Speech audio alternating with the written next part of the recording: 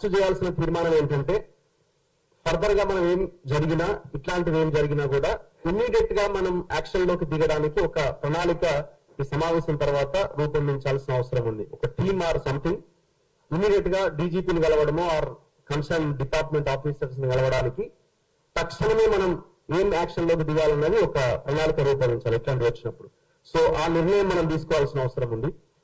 So ఈ trolls విషయానికి వస్తే కొన్నిసార్లు ఇవన్నీ సర్వసాధారణమే అని వదిలేయాల్సిన పరిస్థితే మాలాంటి వాళ్ళకైతే కనబడుతున్నది.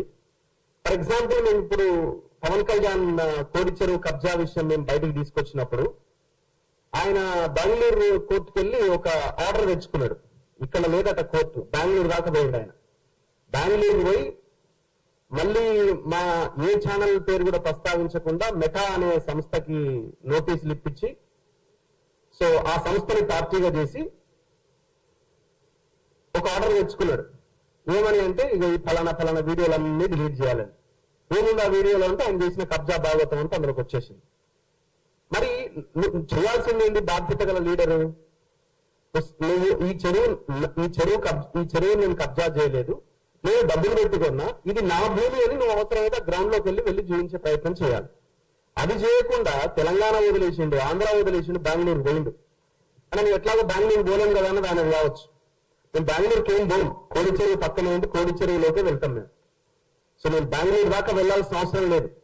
సో మేమేం చేసినాం, కంప్లైంట్స్ ఇచ్చినాము, రేపో మాపో మళ్ళీ దాని మీద పిల్లేయబోతున్నాము. ఈ జనరల్ గా యాక్టివిస్ట్ లో లేకపోతే పార్టీలో చేయాలి, కానీ ఏ పార్టీ ముందుకు రావట్లేదు. అందరూ పవన్ కళ్యాణ్ ని తిట్టినట్టు మాట్లాడుతున్నారు ప్రతి ఒక్క అపోజిషన్ పార్టీ, కానీ చెరువు గురించి మాత్రం మాట్లాడతలేదు. మాట్లాడుతుంది మేము ఈ డిజిటల్ మీడియా సోషల్ మీడియాలో ఉన్న వాళ్ళు మాత్రమే. మాట్లాడుతున్న మా మీద ఇప్పుడు ఏం చేసిన వాళ్ళ మీడియా ఇప్పుడు కొన్ని వీడియోలు తయారు చేసి జర్నలిస్ట్ రఘు అవుట్, పవన్ కళ్యాణ్ దెబ్బకి మటాష్ అని ట్రోల్స్ చేస్తా ఉన్నారు. మటాష్ అయింది ఎవరు? భయపడి బెంగళూరు కోర్టుకు వెళ్ళి ఆర్డర్ తెచ్చుకున్నది నువ్వు. దాని కింద ఈ సైకో బ్యాచ్ కొంతమంది ఉంటారు, వాళ్ళ మెసేజ్లు, వాళ్ళ ట్రోల్స్.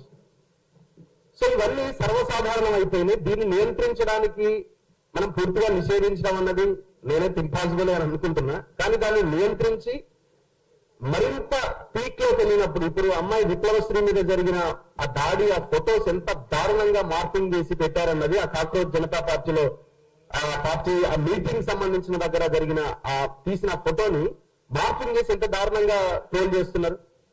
అదెంత ఘోరం అసలు. ఇప్పుడు ఎవరైతే ట్రోల్ చేస్తున్నారో మరి అక్కడ వాళ్ళ ఇంట్లో వాళ్ళని ఒకసారి ఊహించుకోవాలి.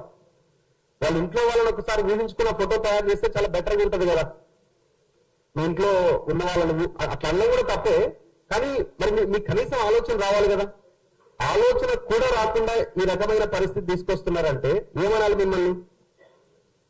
ఇది ఎక్కడ స్టార్ట్ అయిందంటే ఈ పొలిటికల్ లీడర్లని హీరోలుగా ఎప్పుడైతే చూస్తున్నారో వాళ్ళు బాధ్యత గల, వాళ్ళకి ఇచ్చిన బాధ్యతను వాళ్ళు నెరవేరుస్తున్నారు. వాళ్ళని ఎప్పుడైతే వీళ్ళు లీడర్లు కాదు, వీళ్ళు రాజకీయ నాయకులు కాదు, వీళ్ళు సేవకులు కాదు, వీళ్ళు హీరోలు అని ఎప్పుడైతే చూస్తున్నారో ఆ సైకోయిజంలోకి వెళ్ళిపోతున్నారు. సో ఇది చాలా ప్రమాదం. ఈ పార్టీలు కూడా అట్లా పెంచి పోషిస్తున్నాయి.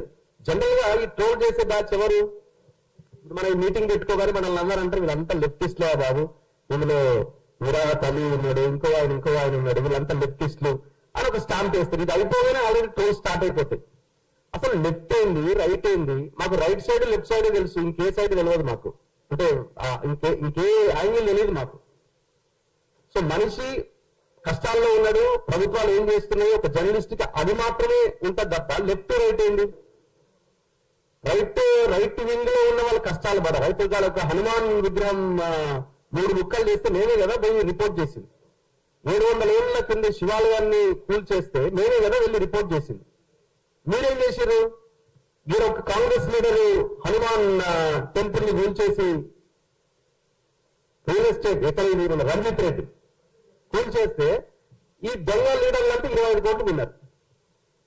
పొద్దున వేస్తే మళ్ళీ ఇదే మాట్లాడతారు. 25 crores లిటరల్ గా. ఇది నేను చెప్తున్న మాట కాదు, మళ్ళీ వాళ్ళ అంటే అదే ధర్మం కోసం కొట్లాడుతున్న ఇంకొక సంఘం ఏదైతే ఉందో వాళ్ళే వచ్చి ఆరోపణ చేశారు నా స్టూడియోలో. నేను 25 కోట్లు విన్నారన్న జర మాట్లాడాలి, మళ్ళీ మన దగ్గరికి వచ్చారు. అందులో ఫోన్ చేస్తే ఆయన స్వామీజీ మాట్లాడినావు నిజమే తిన్నారు, ఆయన 5 కోట్లు తీసుకుని నేను 5 కోట్లు తీసుకున్నాను లైవ్ లో చెప్పింది. మరి ఎక్కడ పోతున్నది? మీరే గుడి పేరుతోనే 25 కోట్లు మింగిన తర్వాత ఏం సమాధానం చెప్తారు? రామానాయుడు స్టూడియో దగ్గర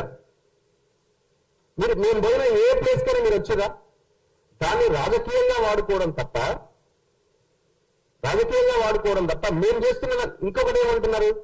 ఫాతిమా కాలేజ్ దగ్గర పోయినా, అరే బాబు పోయింది నేనే, వీడియోలు చేసింది నేనే, అడుగుతున్నది కూడా నేనే. మళ్ళీ మొన్న రీసెంట్ గా మీరు ఎవరు ఆయన ఖమ్మం కేసుకు సంబంధించి దాని గురించి మాట్లాడినవా? పొద్దున్న లేస్తే మాట్లాడుతున్నాం, మార్నింగ్ 7 o'clock ఆ వీడియో స్టార్ట్ చేసింది ఇంకా వీళ్ళు ఎదురుగులు లేకపోయింటారు అప్పటికి. అని మాట్లాడినవా? అది ఎందుకు మాట్లాడలే? అరే వీడియో ఉన్న చూడరాని మళ్ళీ మనం చెప్పుకోవాల్సిన పరిస్థితి వస్తున్నది. అంతే, దాన్ని మళ్ళీ మనం చెప్పుకోవాల్సి వస్తున్నది. అరే ఇవన్నీ 5-6 వీడియోలు ఉన్నాయి కదా అంటే, లేదు నువ్వు చేయలే. మరి కళ్ళు ఏమైపోయినాయి, ఎట్టిపోతున్నాయి? మళ్ళీ నేను ఎలా ఏడుంది అని అడిగితే అగో నన్ను బూతులు తిట్టి నేను బీసీని మళ్ళీ స్టార్ట్ చేస్తున్నారు. అసలు ఏంటి మీ ఆలోచన? అసలు ఎంత దారుణంగా తయారయ్యారంటే అంత దారుణంగా తయారయ్యారు. సో కొన్నిసార్లు ఇది కామెడీ అనిపిస్తుంటది. అసలు దీని గురించి మాట్లాడద్దు అనుకుంటాం సమ్ టైమ్స్, కానీ బయట ప్రచారం మొత్తం ఇష్టం వచ్చినట్టు చేసేస్తుంటారు. ఇప్పుడు నేను చెప్పిన పవన్ కళ్యాణ్ది జర్నలిస్ట్ రఘు అవుట్ మఠాష్ అని పెట్టిండేవాడు.